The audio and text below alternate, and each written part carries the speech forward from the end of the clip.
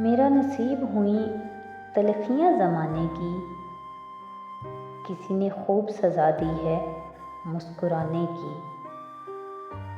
मेरे खुदा मुझे तारिक का हौसला हो अता, ज़रूरत आन पड़ी कश्तियाँ जलाने की। मैं देखता हूँ हर एक सिमत पंछियों का हजूम, इलाही खैर हो सयाद के घराने की। कदम कदम पे सलेबों के जाल बिछा दो, कि सरकशी को तो आदत है सर उठाने की। शरीके जुर्म ना होते तो मुखबरी करते, हमें खबर है लुटेरों के हर ठिकाने की।